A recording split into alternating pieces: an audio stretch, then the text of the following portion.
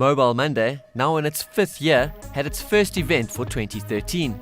The usual crowd of mobile tech enthusiasts gathered to discuss all the latest trends in this sector. One of these enthusiasts is Yolande van Wyk, the CEO of e-wallet solutions at FNB. She is at the forefront of innovative mobile solutions. Last year, FNB was named the world's most innovative bank. We asked Yolande what makes the bank so innovative.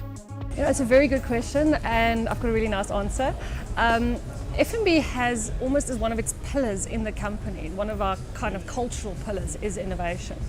And I think when Michael Yolande first took over, he brought this kind of spirit of innovation into the business.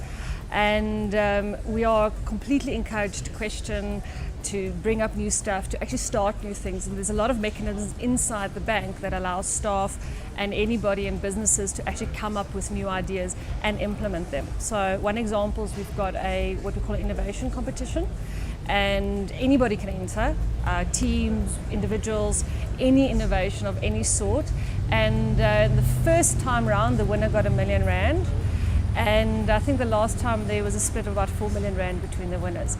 So what they've done is they actually reward innovation, which I don't think a lot of companies do in such a kind of explicit fashion. One of these new innovations is their new e-wallet app. The bank's e-wallet allows FNB customers to send money to anyone with a valid South African cell phone number. What we've done is the e-wallet is this virtual store of money, and anybody can put money into this e-wallet. Most easily is you can get somebody from FNB to send money to you. And what we've done now, it's now available on the FNB app. So even if you're not an FNB account holder, you can download the app from your app store and actually immediately have access to an e-wallet. And what can you do with an e-wallet? You can purchase airtime, you can withdraw cash directly from an ATM without the need of a card. You can send money to somebody else. You can purchase goods at one of our retail stores. So there's a lot of stuff you can do. And I think for FNB, this is the first step in almost liberalizing people's cash. Instead of having cash in your wallet, we are now replacing it with e-money, and you can do whatever you want with it without having to carry physical cash on you. Also at the event were various mobile startups. We caught up with some of them to find out about their business and the mobile tech landscape. So my company is a company called Citrus Technology. We are a software development company that focuses on e-commerce systems and mobile technology, mobile applications. We've been around for about 6 years.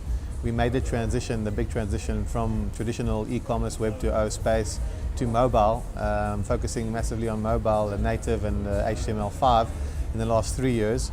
And obviously based on a lot of the projects that we've done, we've kind of been exposed to the market as a specialist in mobile space, and we've done some really cool stuff. So we've done various applications for Samsung. We've done the Nelson Mandela application, we've done the CarMag application, we've done a couple of apps for RIM, for BlackBerry. We did the whole Shout campaign, the Danny K Shout campaign.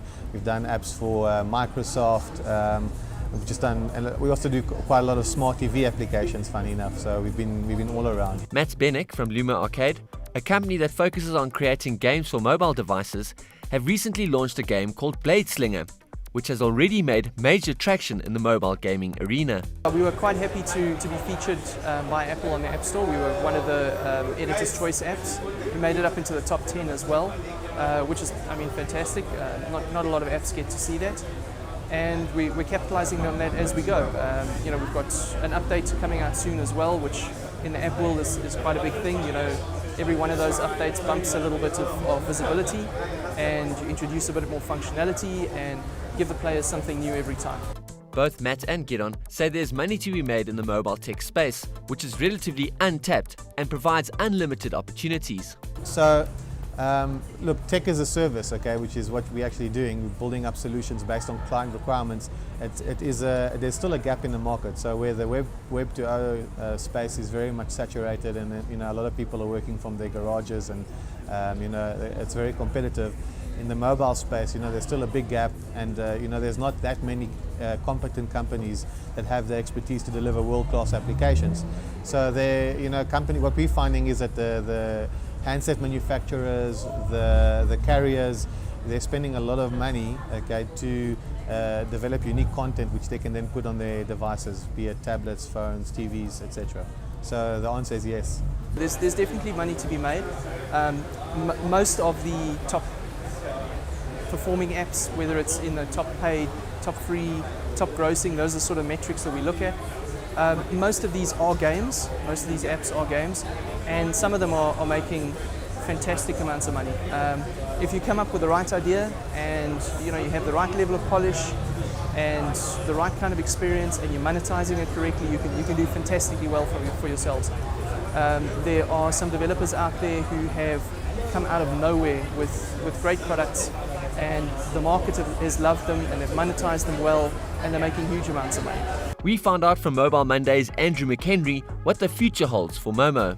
Well, we're really hoping that this year, 2013, we'll see more activity from maybe some guys with some money, some cash, to invest in some of these small startups. So we're really reaching out to those kind of guys out there. You could call them angel investors, or guys who've got money to come and invest in these great ideas. So we're really hoping to draw some more of those kind of people to the event, as well as just more and more startups coming to pitch their ideas. And we've seen some of those come to fruition last year, and we're hoping more this year.